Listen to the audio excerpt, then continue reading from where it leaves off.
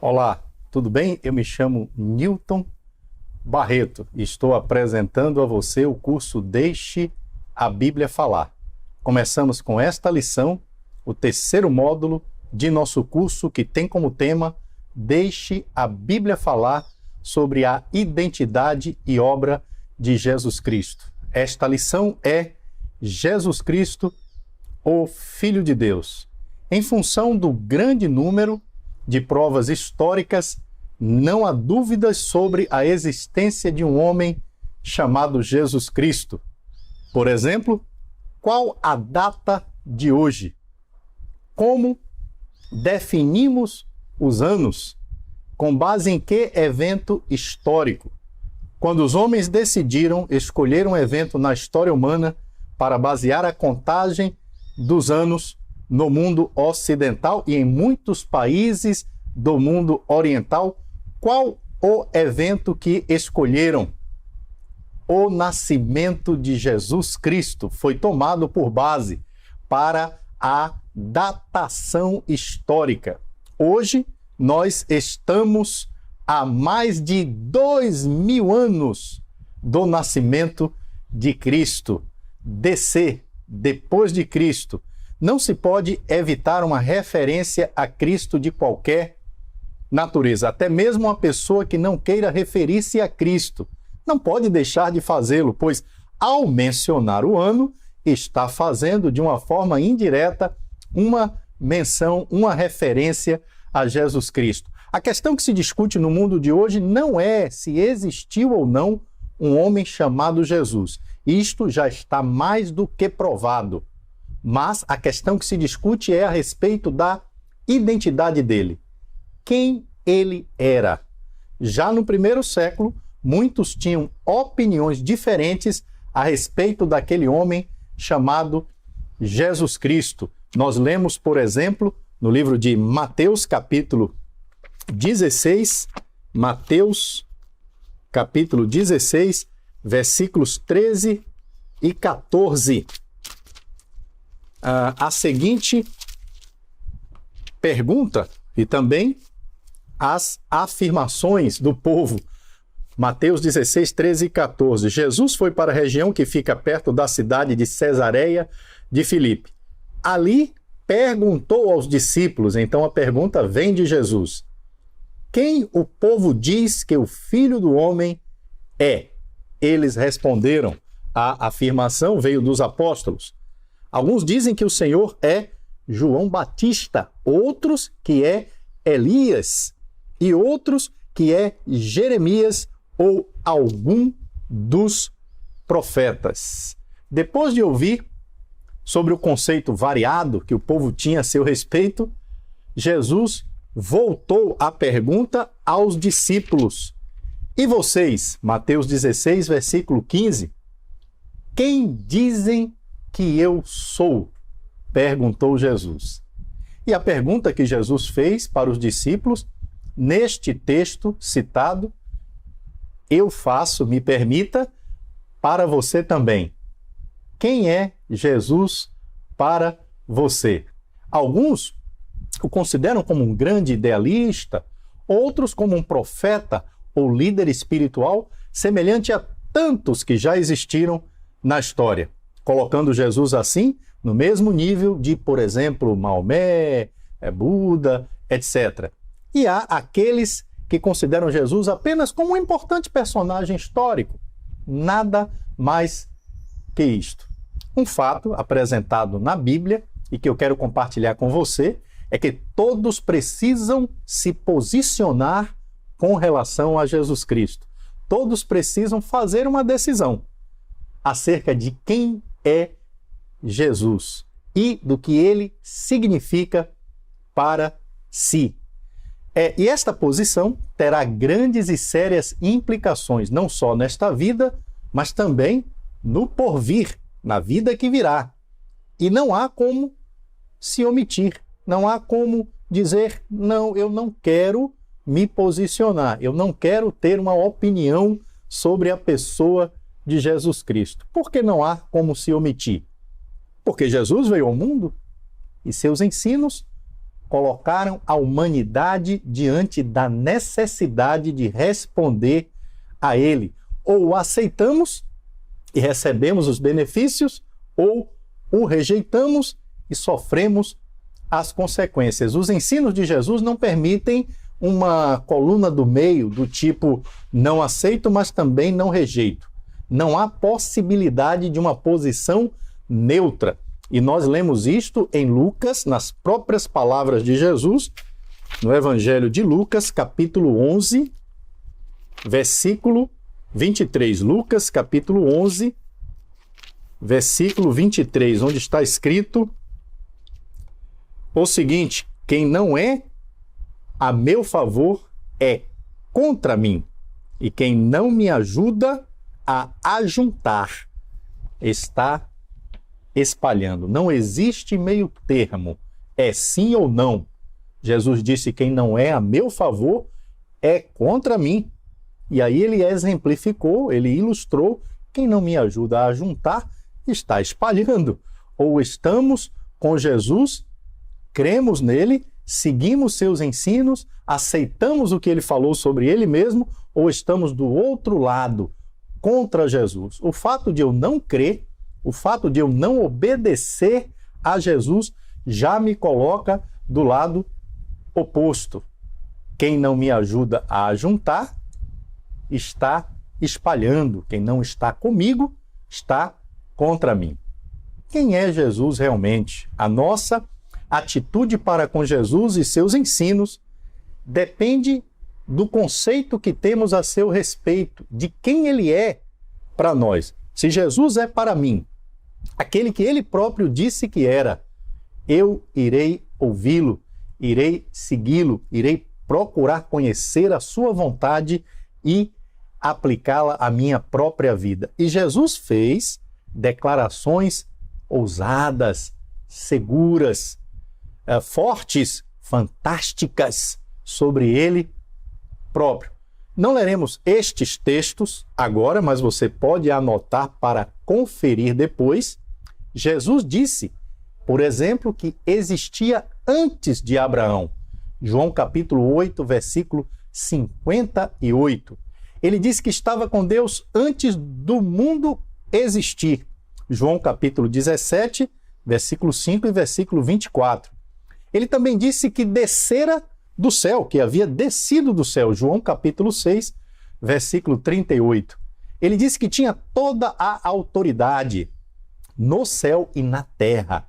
Mateus capítulo 28, versículo 18. E ele falou com todas as letras que ele era o Cristo, o Filho do Deus bendito. Marcos capítulo 14, versículos 61 e 62. Sabe o que isto significa? Isso significa que ou Jesus é exatamente quem ele disse que era, ou ele só pode ser um falsário, um enganador, um mentiroso.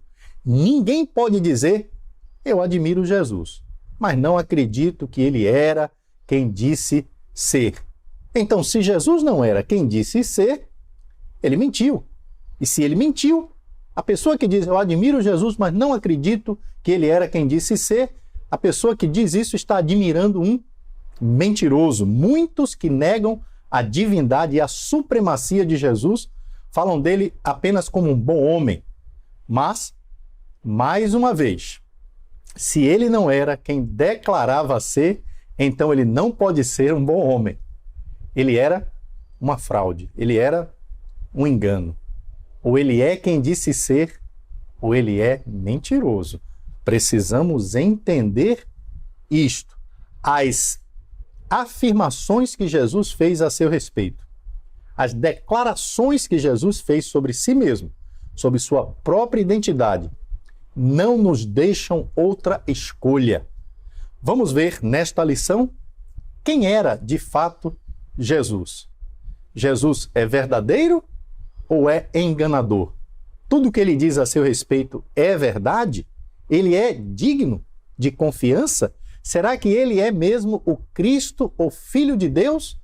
Ou ele foi um fanático que viveu e andou na Palestina no primeiro século de nossa era? Vamos começar notando que Jesus foi um homem comum. Como eu e você, ele esteve sujeito às mesmas necessidades, sentimentos e fraquezas que são próprias deste corpo. No aspecto físico, Jesus foi um homem como qualquer outro. E a Bíblia declara que isso foi uma decisão que ele fez. Filipenses, abra sua Bíblia na epístola que o apóstolo Paulo escreveu à igreja em Filipenses, capítulo 2, versículos 5 a 8. Seja a atitude de vocês a mesma de Cristo, que, embora sendo Deus, não considerou que o ser igual a Deus era algo a que devia apegar-se, mas esvaziou-se a si mesmo, vindo a ser servo, tornando-se semelhante aos homens, e, sendo encontrado em forma humana, humilhou-se a si mesmo e foi obediente até a morte e morte de cruz. A Bíblia diz, o texto diz que Jesus, embora sendo Deus, esvaziou-se a si mesmo, tornando-se semelhantes aos homens e sendo encontrado em figura humana. Jesus tornou-se homem como qualquer outro.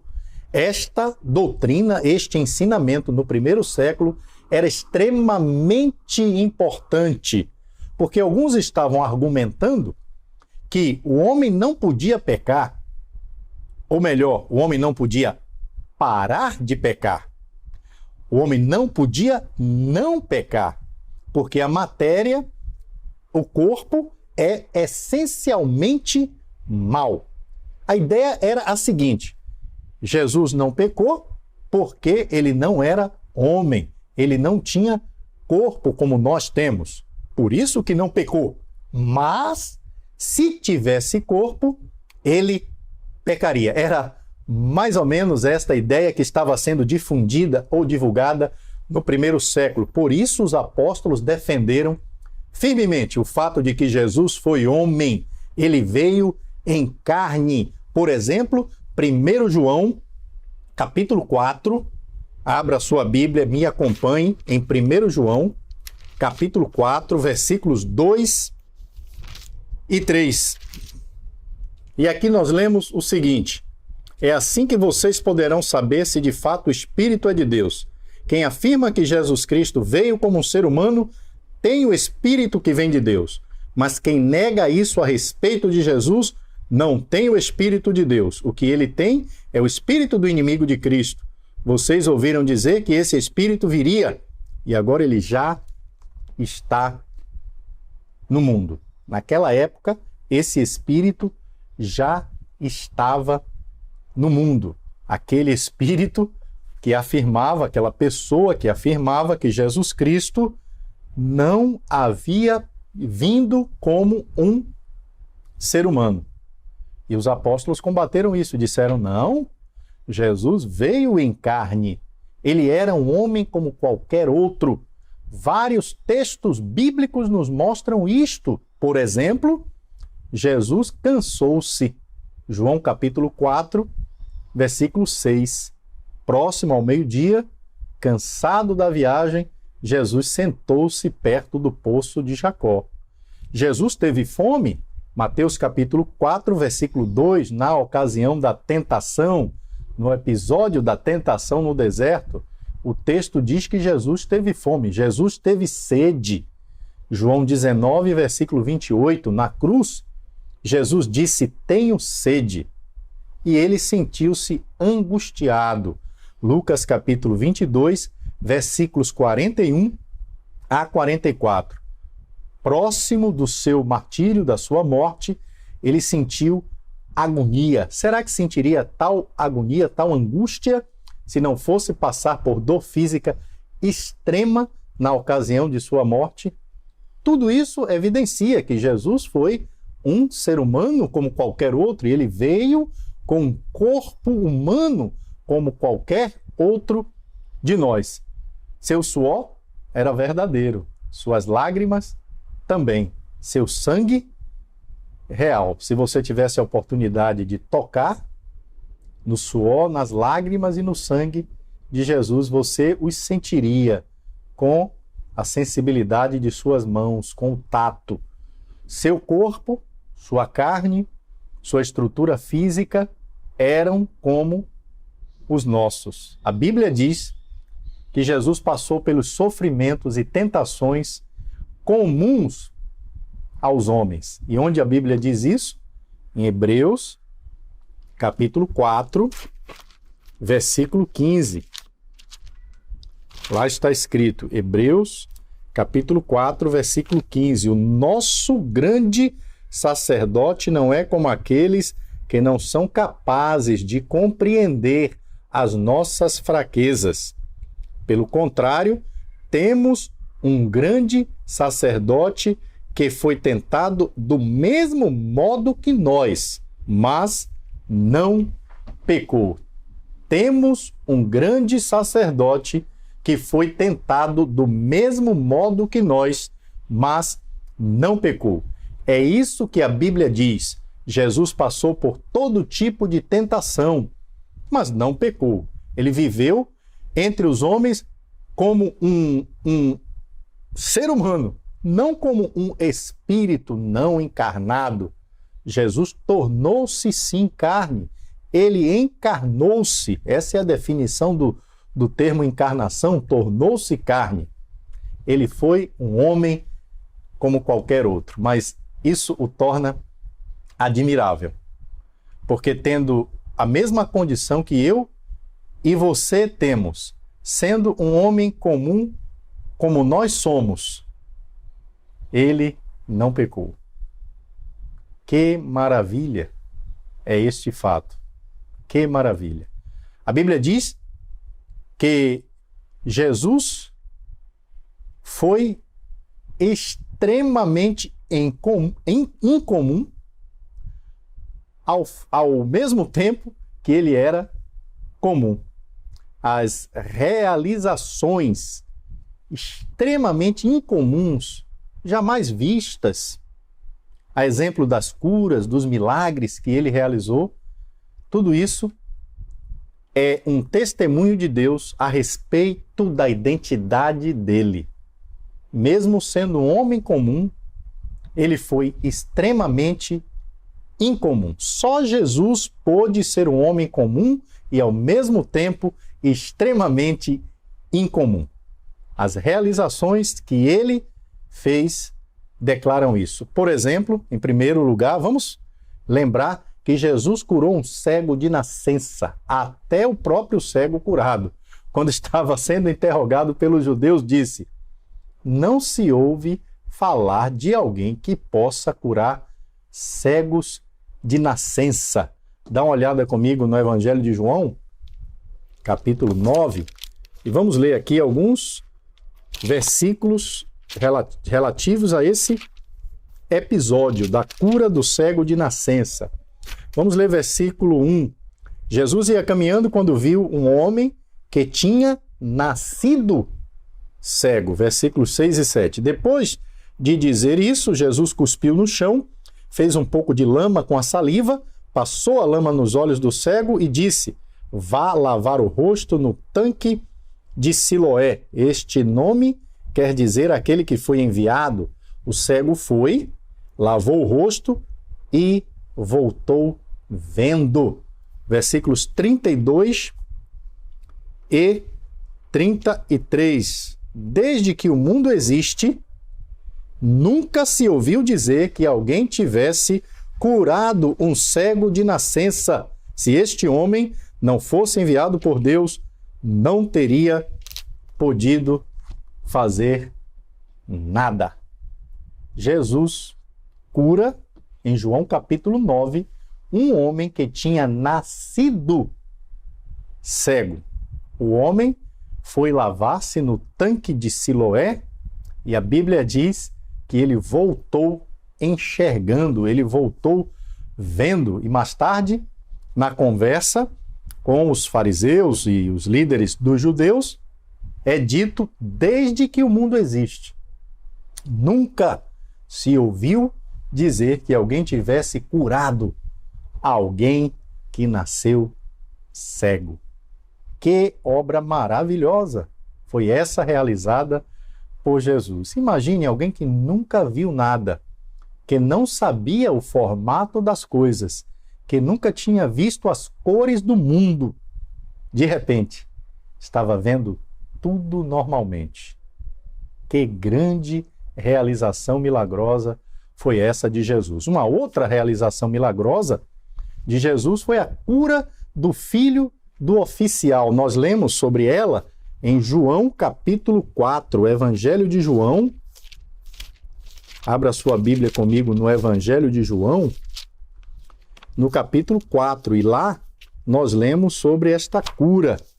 Também mais uma obra esplendorosa, grandiosa, maravilhosa, realizada por Jesus. E no versículo 46 em diante, nós lemos o seguinte, João capítulo 4, eu estou na página errada, 46. Mais uma vez ele visitou Caná da Galileia, onde tinha transformado a água em vinho. E havia ali um oficial do rei, cujo filho estava doente em Cafarnaum.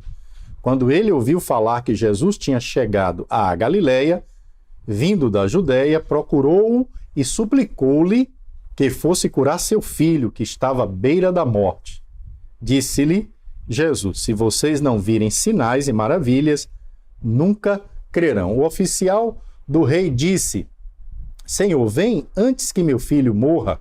Jesus respondeu, veja a resposta de Jesus: pode ir, o seu filho continuará vivo. Como assim? Jesus não foi lá? Jesus não tocou no menino? Jesus não fez uma oração lá na presença do menino?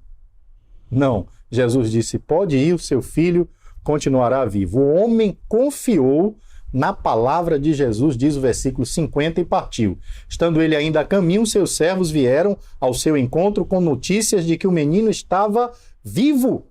Quando perguntou a que horas o seu filho tinha melhorado, eles lhe disseram: a febre o deixou ontem à 1h da tarde.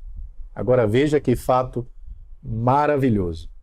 Então, o pai constatou que aquela fora exatamente a hora em que Jesus lhe dissera: o seu filho continuará vivo.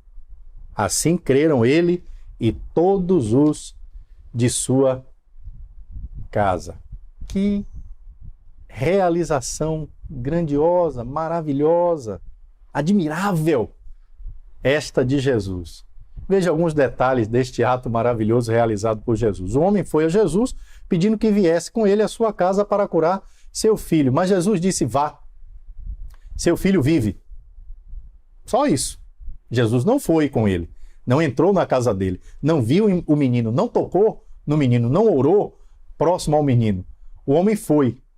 E antes de chegar, seus servos vieram avisá-lo que seu filho estava bem. Ele perguntou a que horas ele havia ficado bom. E quando seus servos falaram o horário, ele reconheceu que havia sido exatamente aquela hora em que Jesus havia dito: vá, seu filho vive. Sem ver o rapaz, sem tocar no rapaz, à distância, Jesus devolveu a saúde e a vida a aquele jovem. Só Jesus pode fazê-lo. A doença não representava qualquer dificuldade para Jesus. Ele tinha o poder sobre a doença. Isso é visto na cura do cego. Isso é visto na cura do filho do oficial. E a distância? A distância entre dois lugares, o espaço, não limitava Jesus. Como limita qualquer um de nós. Qualquer um de nós. Não limitava Jesus. Uma outra grande obra que evidencia, que declara quem é Jesus, foi a ressurreição de Lázaro. Um homem que já estava morto há 4 dias. Já estava no lugar dos mortos, no Hades, há 4 dias. E a realização deste milagre era algo tão grandioso que as irmãs de Lázaro, que conheciam Jesus, nem imaginavam o que Jesus estava prestes a fazer. Elas disseram a Jesus: Senhor, quando Jesus disse, tirem a pedra, elas disseram a Jesus, mas Senhor, ele já está morto há 4 dias. Ou seja, como é que o Senhor irá ressuscitá-lo? É algo acima de todas as possibilidades. E Jesus dizia, somente creia. Nas palavras dele, se creres, verás a glória de Deus. Vamos ler esse texto em João capítulo 11, Evangelho de João, capítulo 11. Evangelho de João, capítulo 11. Lá tem a descrição da ressurreição desse homem chamado Lázaro, que já estava morto há 4 dias. Veja comigo versículos 21 a 25. Então Marta disse a Jesus, se o Senhor estivesse aqui, meu irmão não teria morrido. Mas eu sei que, mesmo assim, Deus lhe dará tudo que o Senhor pedir a ele. O seu irmão vai ressuscitar, afirmou, disse Jesus. Marta respondeu, eu sei que ele vai ressuscitar no último dia. Olha, como era difícil imaginar, e é compreensível, porque pela primeira vez na história da humanidade, alguém que já estava morto há 4 dias será ressuscitado. E Marta e Maria estavam sem poder imaginar o que aconteceria. Eu sei que ele vai ressuscitar no último dia. Versículo 25. Então Jesus afirmou, eu sou a ressurreição e a vida. Quem crê em mim, ainda que morra, viverá. Versículos 36 a 44. Então as pessoas disseram, vejam como ele amava Lázaro, porque Jesus havia chorado. Mas algumas delas disseram, ele curou o cego, será que não poderia ter feito alguma coisa para que Lázaro não morresse? Então as pessoas ainda estavam lembrando da cura do cego e acreditando, não, ele poderia fazer alguma coisa para Lázaro não morrer. Jesus ficou outra vez muito comovido, ele foi até o túmulo, que era uma gruta com a pedra colocada na entrada, e ordenou, tirem a pedra. Versículo 39. Marta, irmã do morto, disse, Senhor, ele está cheirando mal, pois já faz 4 dias que ele foi sepultado. Jesus respondeu, eu não lhe disse que se você cresce, você veria a revelação do poder glorioso de Deus? Então tiraram a pedra. Jesus olhou para o céu e disse, Pai, eu te agradeço porque me ouviste. Eu sei que sempre me ouves, mas eu estou dizendo isso por causa de toda esta gente que está aqui, para que eles creiam que tu me enviaste. Depois de dizer isto, gritou, Lázaro, Lázaro, venha para fora. E o morto saiu. Os seus pés e as suas mãos estavam enfaixadas com tiras de pano e o seu rosto estava enrolado com um pano. Então Jesus disse, desenrole as faixas e deixem ele ir. Jesus tirou do túmulo um homem, um morto, que já estava lá há 4 dias. Nem podiam imaginar o que Jesus faria. Resistiram um pouco, disseram, se Jesus estivesse aqui, ele poderia ter evitado que Lázaro morresse. E quando Jesus pediu para tirar a pedra, as irmãs de Lázaro disseram, mas Senhor, ele já está morto há 4 dias. Não podiam imaginar.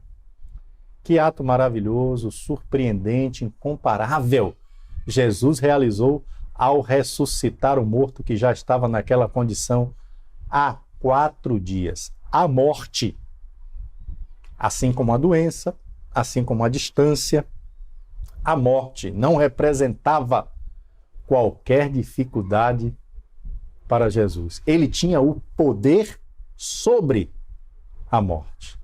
E que tal a natureza? Jesus acabou com uma tempestade, segundo lemos em Marcos capítulo 4. Milagres maravilhosos que deixaram seus discípulos muito admirados e perguntando quem é este homem que faz coisas sobremaneira maravilhosas. Ele não tinha poder apenas sobre as doenças, sobre a morte, mas ele tinha poder sobre a natureza. Marcos capítulo 4, versículos 35 a 41. Eu peço que você abra a sua Bíblia comigo em Marcos capítulo 4, versículos 35 a 41, onde nós lemos: naquele dia, ao anoitecer, disse ele aos seus discípulos: vamos para o outro lado. Deixando a multidão, eles o levaram no barco assim como estava. Outros barcos também o acompanhavam. Levantou-se um forte vendaval e as ondas se lançavam sobre o barco, de forma que este foi se enchendo de água. Jesus estava na popa, dormindo com a cabeça sobre um travesseiro. Os discípulos o acordaram e clamaram: Mestre, não te importas que morramos? Ele se levantou, repreendeu o vento e disse ao mar: aquiete-se, acalme-se. O vento se aquietou e fez-se completa bonança. Então perguntou aos seus discípulos: por que vocês estão com tanto medo? Ainda não têm fé?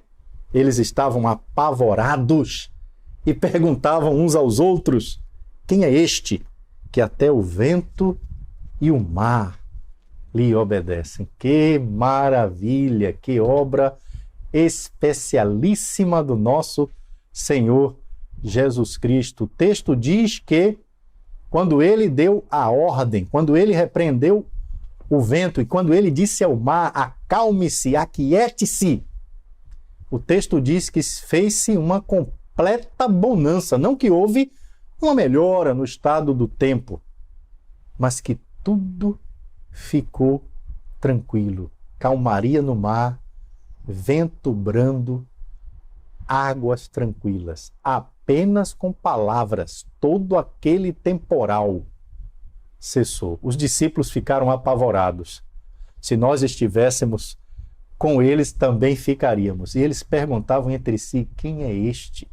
Quem é este que até o vento e o mar lhe obedecem? Como é possível, era a pergunta dos discípulos, como é possível alguém que é de carne e osso como nós somos, que dorme como dormimos, que come como comemos, que tem as mesmas necessidades físicas que nós temos, apenas com palavras realizar isto? Eles sabiam, pelas palavras de Davi no Velho Testamento, que só Deus tinha tal capacidade. Salmo capítulo 65, versículo 7, diz o seguinte: Salmo 65, versículo 7, diz o seguinte: Tu que acalmas o bramido dos mares, o bramido de suas ondas e o tumulto das nações.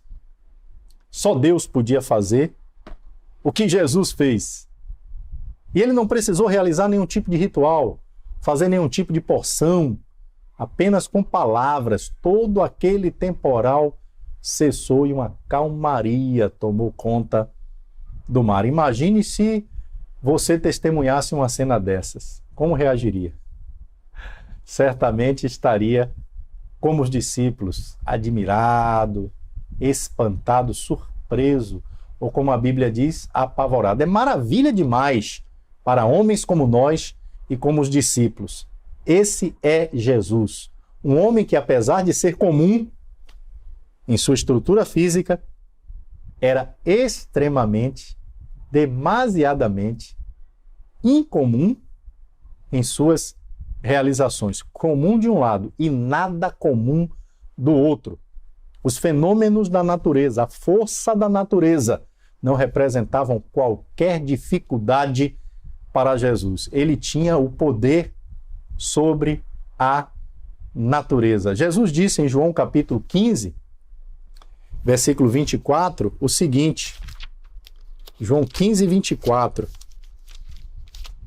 Ele disse tais palavras que nós podemos ler aqui: se eu não tivesse realizado no meio deles obras que ninguém mais fez, eles não seriam culpados de pecados, mas agora eles as viram e odiaram a mim e a meu Pai. Se eu não tivesse realizado no meio deles obras que ninguém mais fez, eles não seriam culpados de pecado. Jesus fez neste mundo obras que ninguém mais fez, nem no passado anterior a Jesus, nem no nosso passado, nem em nosso presente, nem será feito no futuro. Nem com todo o avanço científico e tecnológico, ninguém pode quebrar as leis naturais criadas por Deus. Jesus pôde, pelo seu grande poder. Mais adiante, teremos uma lição onde estudaremos os milagres. E ao definirmos o milagre, compreenderemos o grande poder sobrenatural envolvido em realizações milagrosas que não podem ter outra fonte a não ser Deus. Jesus pôde quebrar as leis naturais, fazer coisas que o avanço científico, tecnológico jamais repetirá. Só Jesus pôde, ninguém mais. Qual o propósito de suas realizações milagrosas? Dá uma lida comigo em Mateus capítulo 11. Por que Jesus fez estes milagres? Mateus capítulo 11 vai explicar no episódio em que João Batista envia mensageiros para perguntarem a Jesus se ele era mesmo aquele que estava para vir ou se deveriam esperar outro. Mateus capítulo 11, versículos 2 a 6. João Batista estava na cadeia e quando ouviu falar do que Cristo fazia, mandou que alguns dos seus discípulos fossem perguntar a ele: o Senhor é aquele que ia chegar ou devemos esperar outro? Jesus respondeu: voltem e contem a João o que vocês estão ouvindo e vendo. Digam a ele que os cegos veem, os coxos andam, os leprosos são curados, os surdos ouvem, os mortos são ressuscitados e os pobres recebem o evangelho. E felizes são aqueles que não abandonam a sua fé em mim. Então João tinha uma pergunta, João Batista estava preso e tinha uma pergunta: o Senhor é aquele que ia chegar ou devemos esperar outro? Jesus não respondeu à pergunta de João com um simples sim ou não. Ele respondeu apontando para as evidências. Ele disse aos mensageiros, os discípulos de João: voltem, contem a João o que vocês estão ouvindo e vendo. Digam a João: os cegos veem, os coxos, paralíticos andam, os leprosos são curados, os surdos ouvem, os mortos são ressuscitados e os pobres recebem o evangelho. Essa era a finalidade destas realizações de Jesus: provar, evidenciar, deixar claro quem ele era, apontar para a verdadeira identidade de Jesus. Ele era um homem comum, mas, de outro lado, ele não tinha nada de comum. Ele era extremamente incomum. Quem, se não o verdadeiro Messias enviado por Deus, poderia realizar todas aquelas obras? Usando o bom senso, Nicodemos e outros chegaram muito perto desta conclusão. Evangelho de João, capítulo 3. Evangelho de João, capítulo 3, versículo 2. Nós lemos as seguintes palavras de Nicodemos.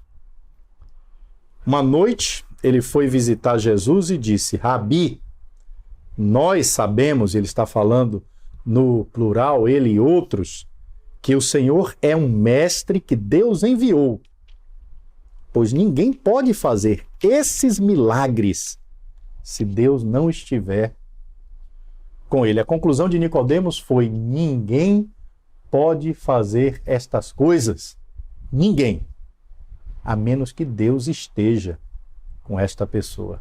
Em João capítulo 20, o apóstolo João declara a razão, o motivo pelo qual ele selecionou e registrou alguns milagres de Jesus. João capítulo 20, versículos 30 e 31.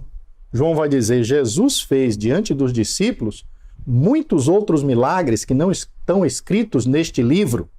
Preste atenção agora. Mas estes foram escritos para que vocês creiam que Jesus é o Messias, o Filho de Deus, e para que, crendo, tenham vida por meio dele. Jesus não fez apenas estes que João registrou. João diz, ele fez muitos outros, mas João diz por que registrou estes. Para que vocês creiam que Jesus é o Messias, o Filho de Deus, e para que, crendo, tenham vida por meio dele. Quem é Jesus? Ele não pode ser um profeta ou líder espiritual apenas, igual a tantos outros que já existiram. Não pode, porque nenhum outro fez o que ele fez. Nenhum outro fez o que ele fez. Nenhum outro marcou a história como ele marcou. Quem é Jesus? João responde, ele é o Cristo, o Filho do Deus vivo. Agradeço a sua atenção. Voltarei no próximo vídeo com a lição Jesus Cristo, o Filho de Deus. Te encontro já.